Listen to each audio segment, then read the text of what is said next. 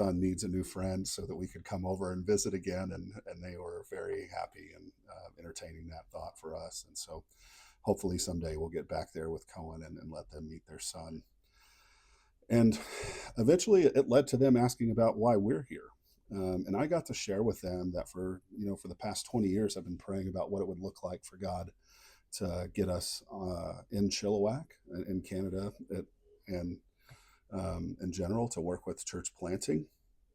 And um, kind of just talk to them about how we ended up on Fairfield Island, why we wanted to plant a church there, ask them eventually what their religious background was, and come to find out the owner of the home was an atheist, but his wife attended church there in town. And so it was really kind of neat to kind of see how that dynamic played out within their family. He was very supportive of his wife and children, and very gracious, and it was just a really neat experience to get to share with him our calling and testimony of not just wanting to plant a church, but wanting to move to a place and have an impact on the greater city with all the need that we see and lack of community, all the interventions that are needed with people who are um, struggling with drug and alcohol addictions, mental health crisis in the city, and just wanting to immerse ourselves into where we're living, and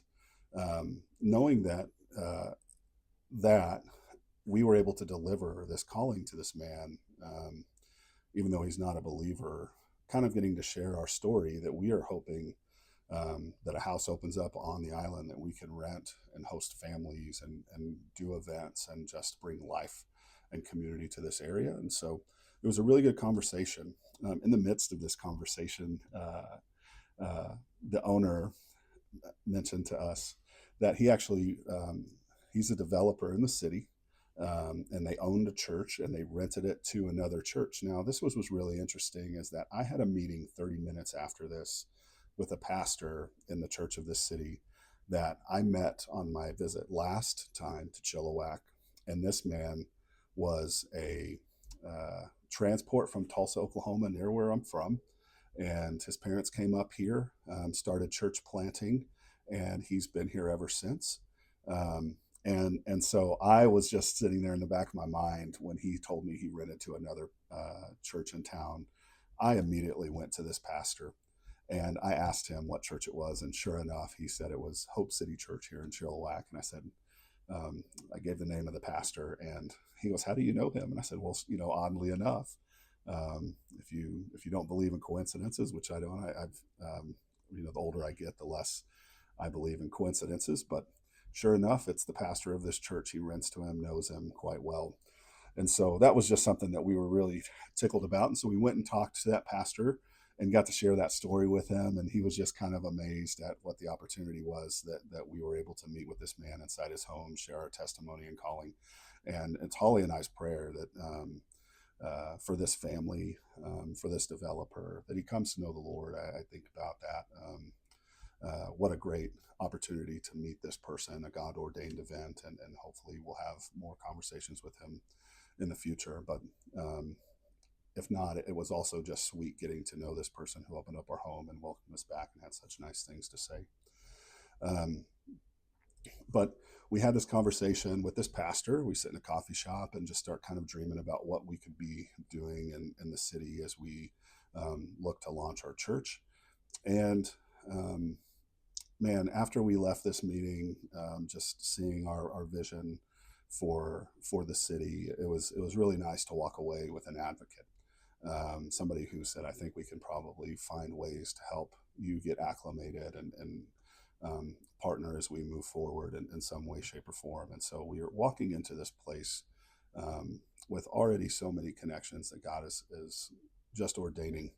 Um, and so this trip was just an amazing fulfillment of prayer, raising our expectations far beyond what we could have imagined, and connecting us to the right people.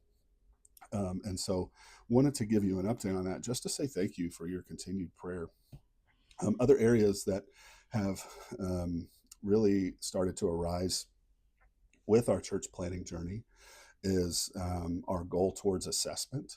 Here in a few weeks, maybe less than a few weeks from now, an exact date hasn't been set, we'll be having our final discussion in regards to our assessment. So that'll provide us the offer letter so that we can get our immigration visa started. Um, and with that, we have a lot of other things that we need prayer for. The first part was we need to continue to raise our recurring gifts.